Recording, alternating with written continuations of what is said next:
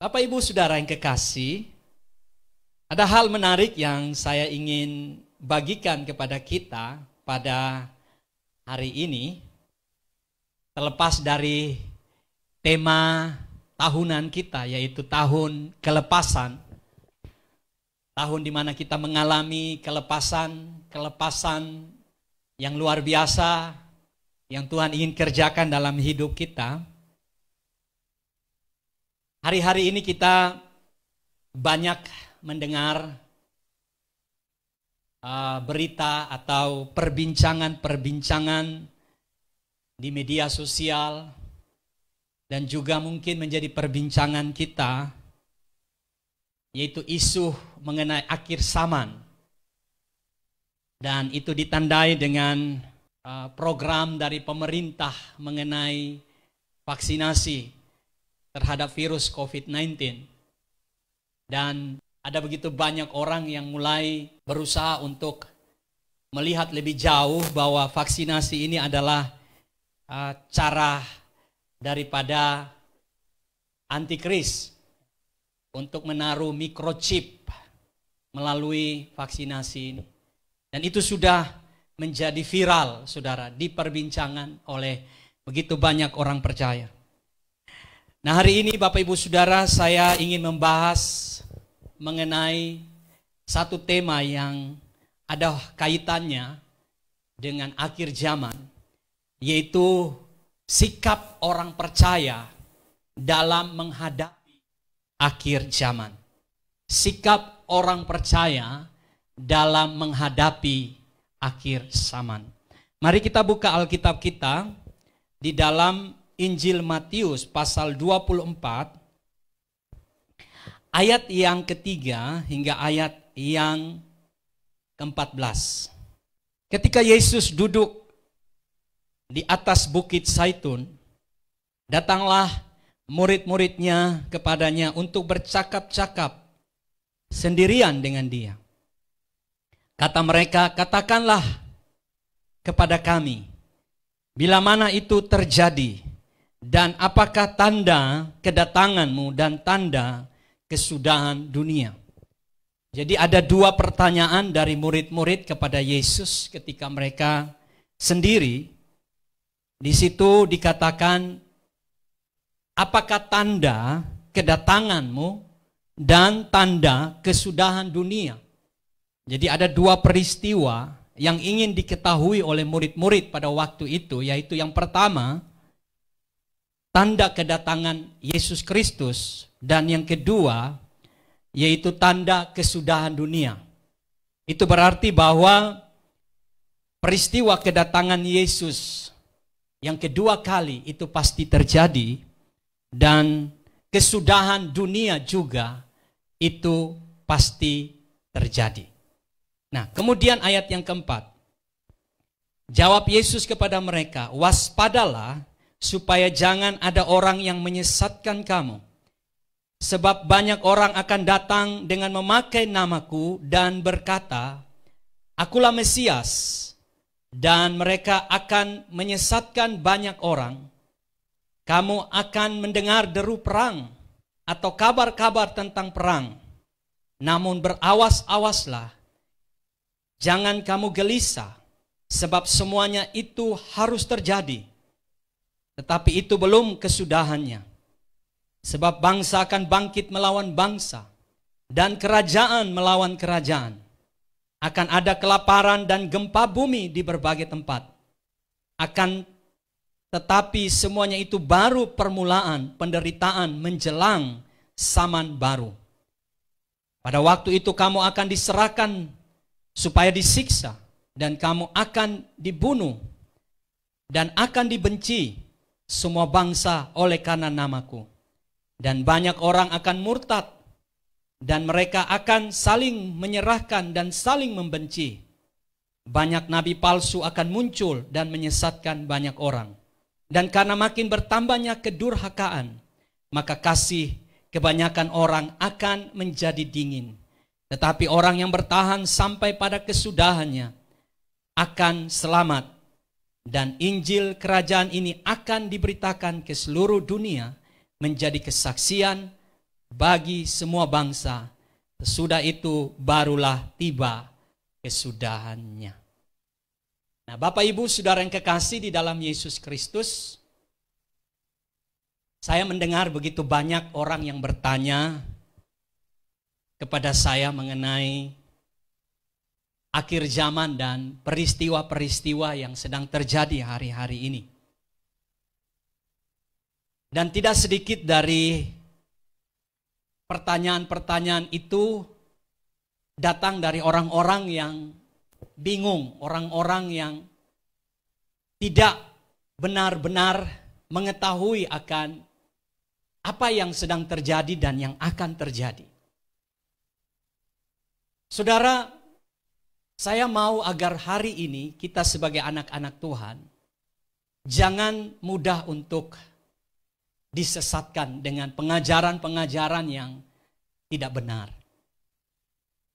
Mari kita kembali kepada firman Tuhan. Apa yang Tuhan katakan tentang kejadian-kejadian hari-hari ini. Sehingga benar-benar kita mendapatkan pengajaran yang alkitabiah. Nah, Bapak Ibu Saudara, hari ini saya tidak akan membahas secara lengkap mengenai tanda-tanda akhir zaman. Saya akan membahas itu nanti di dalam khotbah-khotbah yang berikut. Tetapi khusus hari ini saya ingin kita melihat sebentar dari teks yang kita baca mengenai sikap orang percaya dalam menghadapi akhir zaman. Nah, saudara, apa itu akhir zaman? Orang bertanya, apa itu akhir zaman? Nah, saudara, akhir zaman adalah akhir dari peradaban dunia. Akhir dari segala sesuatu yang ada di dalam dunia ini. Yang bahasa Alkitab yang dikatakan oleh murid-murid adalah kesudahan dunia. Jadi kalau orang katakan akhir zaman, itu berarti bahwa dunia ini akan lenyap dengan segala isinya. Dan tidak ada lagi, apa yang kita lihat hari ini sudah tidak ada lagi, itu akan lenyap. Itu yang disebut dengan akhir zaman.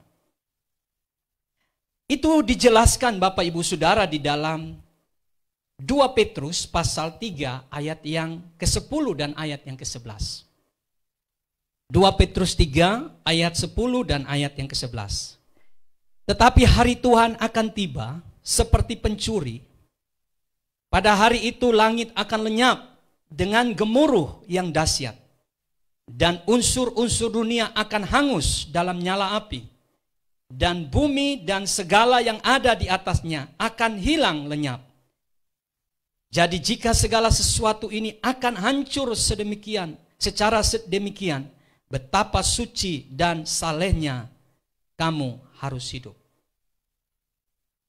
Surat Petrus pasal 3 ayat yang ke-10 dan ayat yang ke-11 menjelaskan bahwa dunia ini akan hancur. Dunia ini akan lenyap. Itulah akhir zaman.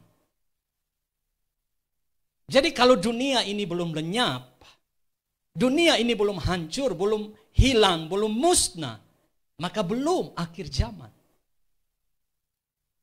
Lalu, apa hubungannya dengan kedatangan Yesus Kristus? Akhir zaman mendahului kedatangan Yesus Kristus. Jadi Yesus Kristus pasti akan datang kembali ke dalam dunia ini. Tetapi kedatangan Yesus tidak mendahului peristiwa akhir zaman. Yesus datang kembali ke dalam dunia ini bukan seperti yang kita peringati bulan Desember. Dia lahir sebagai seorang bayi. Karena kedatangan yang pertama, dia datang sebagai juru selamat dunia. Tetapi kedatangan Yesus yang kedua ini, dia datang sebagai raja di atas segala raja. Dan dia akan menghakimi semua umat manusia. Baik yang hidup maupun yang mati. Semua akan berdiri di hadapannya untuk dihakimi. Apa yang saya dan saudara kerjakan hari ini akan kita pertanggungjawabkan di hadapan Tuhan.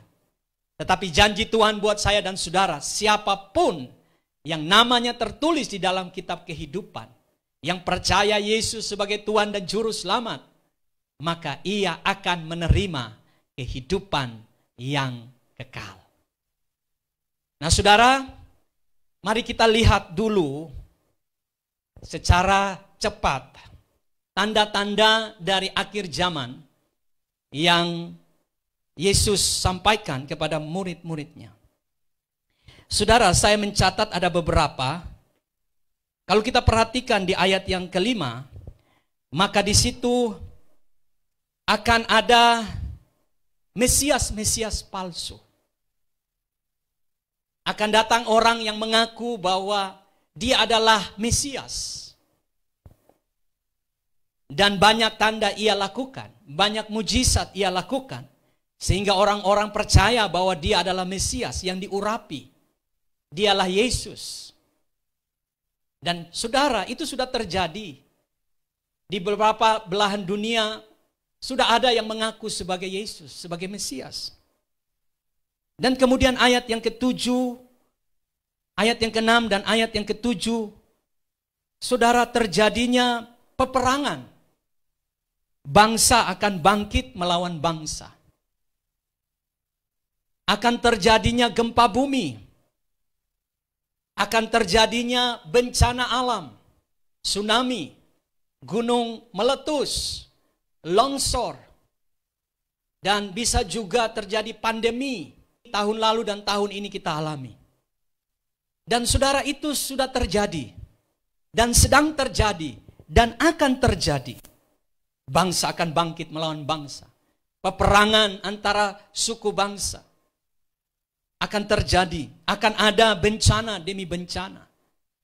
Itu sedang terjadi dan akan terjadi. Kemudian ayat yang ke-9.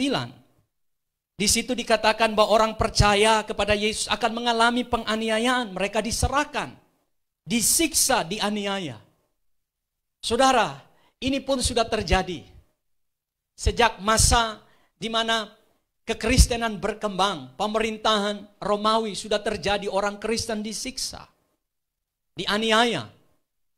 Dan bahkan sampai hari ini kita dibenci. Bahkan di beberapa negara, kekristenan tidak bisa berkembang. Dan kalau ada didapati orang Kristen, maka mereka ditangkap, dipenjara, dan dihukum mati. Itu sudah terjadi, sedang terjadi, dan akan terjadi. Kemudian ayat yang ke-10, banyak orang yang murtad. Saling membenci. Bukankah kita lihat hari-hari ini, banyak orang meninggalkan Yesus. Oleh karena makanan, oleh karena kemewahan, oleh karena harta, oleh karena pernikahan dengan tidak seagama. Banyak orang yang murtad meninggalkan Yesus. Dan kemudian yang berikut di ayat yang ke-11, banyak nabi palsu.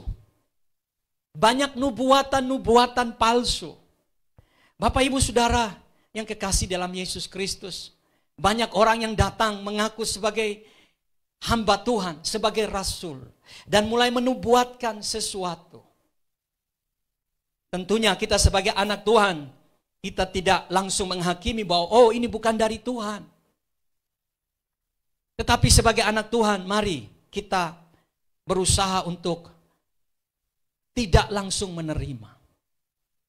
Tetapi hari-hari ini banyak orang menginginkan nubuatan. Apa yang akan terjadi dalam dirinya, dalam keluarganya, pada daerahnya, pada bangsanya. Dan ingat saudara, bahwa menjelang akhir zaman, nabi-nabi palsu akan bermunculan.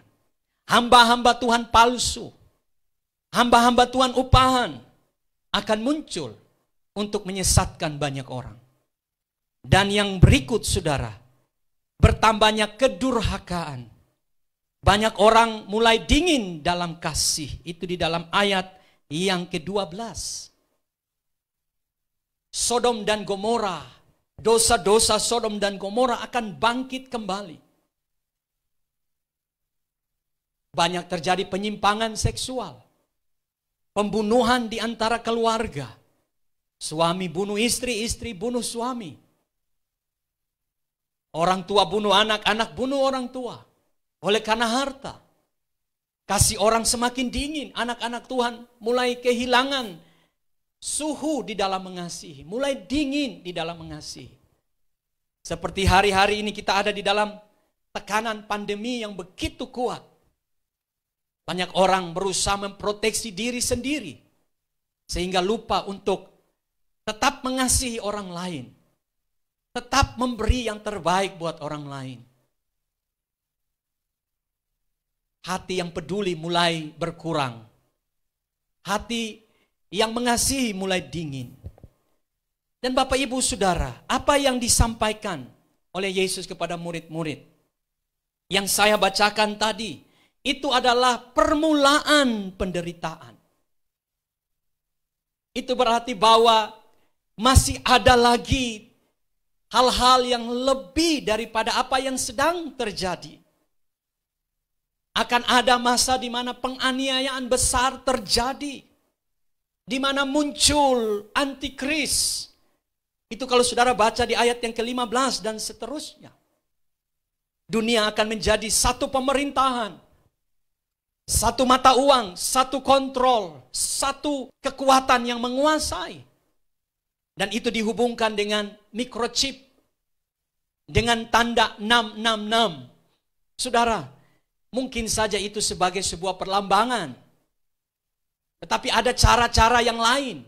Karena kalau kita baca Wahyu, Wahyu itu merupakan kitab yang harus diterjemahkan dengan baik. Jangan salah menerjemahkan setiap penglihatan yang dilihat oleh Rasul Yohanes.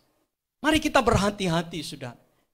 Sehingga hari-hari ini kita jangan menghubungkan, saudara, bahwa vaksin itu akan ditaruh microchip dan kita yang divaksinasi kita menjadi pengikut antikris.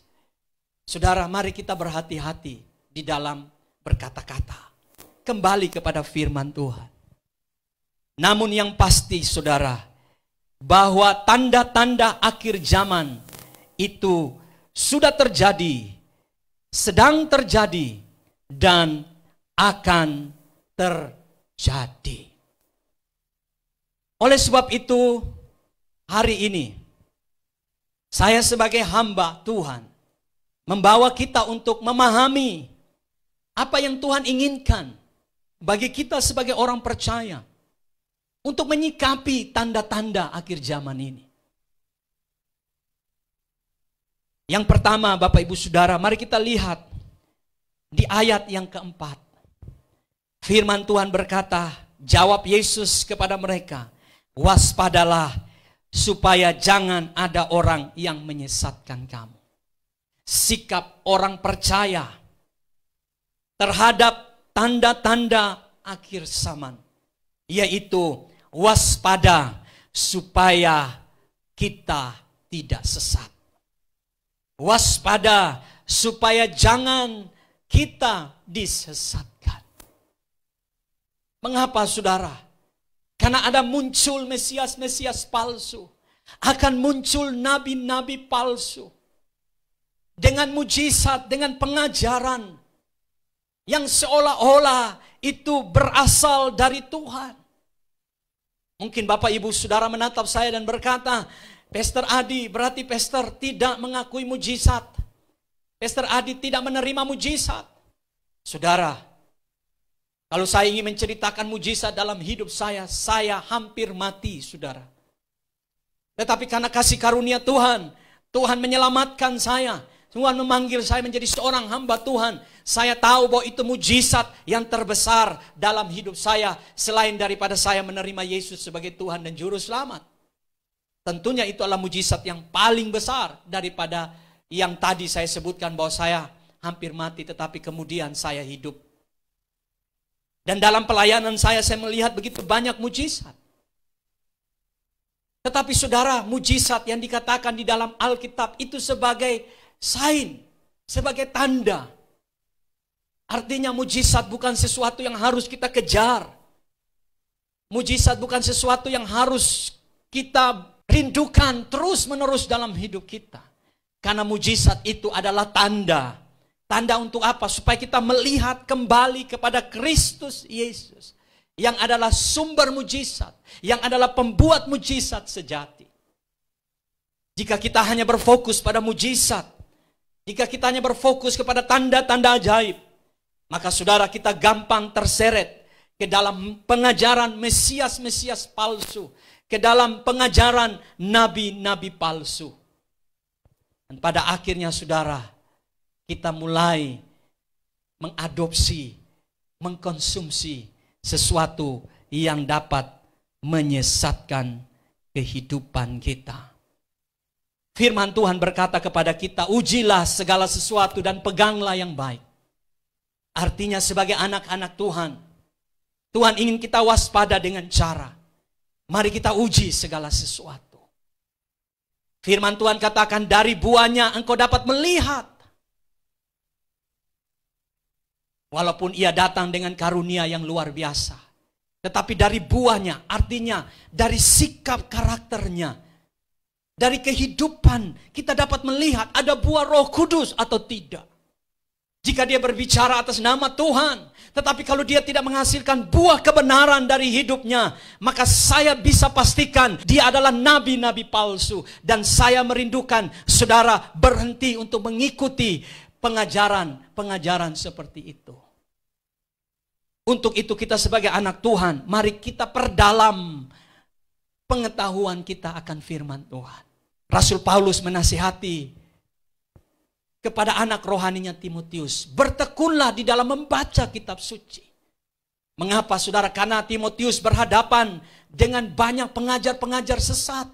Dia masih muda, dia belum punya pengalaman. Tetapi Paulus menasihatinya agar bertekun di dalam mempelajari firman Tuhan.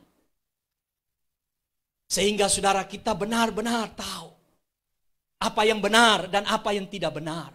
Sebab sangat tipis saudara. Sangat tipis kita bisa disesatkan. Tetapi jikalau kita ada di dalam kebenaran, dan kebenaran itu menguasai kita, firman Tuhan yang benar, yang murni menguasai kita, maka kita gampang untuk dapat menilai mana yang dari Tuhan dan mana yang bukan dari Tuhan. Dan saudara, kita perlu hidup di dalam Roh Kudus. Selain saudara baca firman Tuhan, saudara butuh pertolongan Roh Kudus. Roh Kudus akan menuntun kehidupan kita. Roh Kudus akan menguji segala sesuatu dalam hidup kita. Itu sebabnya kita perlu untuk punya hubungan dengan Roh Kudus. Jangan menjadi orang Kristen yang biasa-biasa saja. Jangan menjadi anak Tuhan hanya slogan saja sebagai anak Tuhan, sebagai seseorang yang memiliki KTP rohani, KTP Kristen, tetapi tidak punya hubungan dengan Roh Kudus. Berhenti saudara, sebab kita sudah di ujung akhir zaman. Kita sudah mau masuk kepada kemusnahan dunia ini. Tanda-tanda itu telah nyata buat kita. Oleh sebab itu, Yesus ingatkan kita untuk waspada. Mari benamkan diri saudara kepada firman Tuhan. Miliki hubungan dengan Roh Kudus yang akan menuntun kehidupan saudara. Bapak Ibu saudara yang kekasih dalam Yesus Kristus. Kemudian yang kedua, sikap yang kedua terhadap akhir zaman. Kita lihat di dalam ayat ke-6. Firman Tuhan katakan, kamu akan mendengar deru perang atau kabar tentang perang. Namun berawas-awaslah, jangan kamu gelisah, sebab semuanya itu harus terjadi, tetapi itu belum kesudahannya. Saudara, artinya perang akan terus terjadi. Gempa bumi akan terus terjadi. Dan bahkan bencana alam akan terus terjadi. Pandemi akan terus terjadi. Firman Tuhan katakan, itu belum kesudahannya. Artinya belum berakhir dunia ini. Kita masih ada di dalam situasi itu. Oleh sebab itu, sikap yang kedua, jangan kita dikuasai oleh kegelisahan. Saudara, saya baru mengerti arti kegelisahan selama 1 tahun ini ketika pandemi itu terjadi. Gelisah, saudara. Mengapa? Karena kalau kita mau ketemu orang, kita gelisah. Kita mau pergi ke pasar, gelisah. Kita mau ke mall, gelisah. Kita mau pergi belanja, gelisah. Mengapa? Karena kita mendengar kabar bahwa ada orang yang meninggal karena virus COVID-19. Yang kita lihat beberapa waktu, seminggu kemudian dia sudah tidak ada lagi. Gelisah, saudara. Dan kalau kita pikir tentang apa yang terjadi hari esok, orang mulai gelisah karena pandemi belum berakhir. Krisis ekonomi masih terjadi. Orang yang susah tambah susah. Gelisah. Dan saudara, saya mau kasih tahu begini. Kalau orang dikuasai kegelisahan, dia tidak akan melakukan sesuatu buat Tuhan. Orang gelisah akan memproteksi dirinya. Orang gelisah akan melindungi dirinya. Orang gelisah akan berfokus pada dirinya sendiri. Sehingga dia lupa mempersiapkan dirinya di tengah-tengah penderitaan untuk tetap melakukan sesuatu buat Tuhan. Ada amin, Bapak Ibu Saudara. Kisah tentang 10 gadis, 5 yang bijaksana, 5 yang bodoh. Mereka semua punya pelita. Tetapi mengapa yang 5 dikatakan bijaksana, yang 5 bodoh? Karena yang membedakan, saudara, bukan pelitanya, tetapi minyaknya. Yang 5 bijaksana punya persediaan minyak. Tetapi 5 yang bodoh punya pelita, tapi tidak punya minyak. Saya mau beritahu kepada saudara hari ini, bahwa kita semua anak Tuhan, kita semua orang Kristen, tetapi yang membedakan kita, yaitu ketika kita memiliki minyak di dalam kehidupan kekristenan kita. Artinya apa? Kita memiliki hubungan dengan Tuhan. Banyak orang Kristen tanpa hubungan dengan Tuhan. Banyak orang bisa melayani Tuhan, tapi tidak punya hubungan dengan Tuhan, saudara. Tidak punya keintiman dengan Tuhan. Sehingga mereka gampang tergerus, gampang terhanyut dengan kata ini, gelisah. Dan pada akhirnya, saudara, mereka tidak lagi melakukan apa-apa buat Tuhan. Tapi orang yang punya hubungan dengan Tuhan, Bapak Ibu Saudara, kegelisahan, ketakutan, kekhawatiran tidak akan menghambat dirinya. Untuk apa? Tetap bertahan, tetap maju, tetap melayani Tuhan, tetap memberikan yang terbaik buat Tuhan di tengah-tengah kesulitan yang sedang ia hadapi. Itu yang Tuhan mau dari hidup kita, saudara. Itu yang Tuhan inginkan. Bahwa jangan kita dikuasai oleh kegelisahan. Mungkin hari ini engkau sedang gelisah. Engkau pikir anakmu, engkau pikir istrimu, engkau pikir suamimu, engkau pikir karirmu, engkau pikir studimu, engkau pikir keuanganmu, kesehatanmu. Dan karena pikiran itu menguasaimu, kegelisahan itu menguasaimu, sehingga engkau lupa untuk melakukan sesuatu buat Tuhan. Oleh sebab itu, biarkan Kristus Yesus menguasai hatimu. Izinkan Tuhan besar di dalam hidupmu. Izinkan Tuhan yang menguasai kegelisahanmu. Sebab firman Tuhan katakan dia sanggup menenangkan setiap badai hidupmu. Dia sanggup menenangkan hatimu. Dia sumber damai sejahtera. Yesus berkata, aku meninggalkan damai sejahteraku kepadamu. Dunia tidak dapat memberikan itu kepadamu. Dan dunia tidak dapat merampas damai itu dari hidupmu. Saudara, damai yang diberikan oleh Kristus sanggup untuk membuat kita kuat, tidak gelisah di tengah-tengah perubahan zaman dan kekacauan-kekacauan yang ditimbulkan oleh pandemi ini. Saudara yang kekasih di dalam Yesus Kristus, kita punya Yesus sumber damai, sumber ketenangan, sumber sukacita. Jika hari ini engkau gelisah, izinkan Kristus Yesus menempati hidupmu, mengangkat semua kegelisahanmu, dan pada akhirnya engkau akan menerima kedamaian dan ketenangan, sukacita, serta pengharapan dari Dia. Yang terakhir, Bapak Ibu Saudara, sikap kita dalam menghadapi akhir zaman. Ayat yang ke-12, ayat yang ke-13. Dan karena makin bertambahnya kedurhakaan, maka kasih kebanyakan orang akan menjadi dingin. Ayat 13. Tetapi orang yang bertahan sampai pada kesudahannya akan selamat. Saudara, yang ketiga sikap kita sebagai orang percaya dalam menghadapi akhir zaman, yaitu bertahan dalam iman yang teguh. Alkitab mencatat, tetapi orang yang bertahan sampai pada kesudahannya. Kesudahan artinya, saudara, kesudahan bisa kesudahan hidup kita. Panggil oleh Tuhan, kembali kepada Tuhan. Atau kesudahan di mana dunia ini akan lenyap. Dan Tuhan akan datang pada kali yang kedua. Kita tinggal pilih, saudara. Kalau saya tidak mungkin. Kalau memang Tuhan datang pada esok hari. Atau pada hari ini juga. Kita sudah bertahan di dalam iman. Alkitab mencatat bahwa Tuhan datang seperti pencuri. Dia bukan pencuri, saudara. Tapi seperti pencuri yang tidak memberitahukan kapan ia datang. Alkitab mencatat, saudara, bahwa Bapa Sorgawi yang tahu. Yesus tidak tahu, malaikat-malaikat tidak tahu. Kalau ada hari ini hamba Tuhan yang tahu kedatangan Tuhan Yesus, saya mau berkata, dia hamba Tuhan palsu. Sebab Yesus sendiri berkata bahwa hanya Bapa yang tahu. Itu berarti, saudara, mari kita bertahan dalam iman.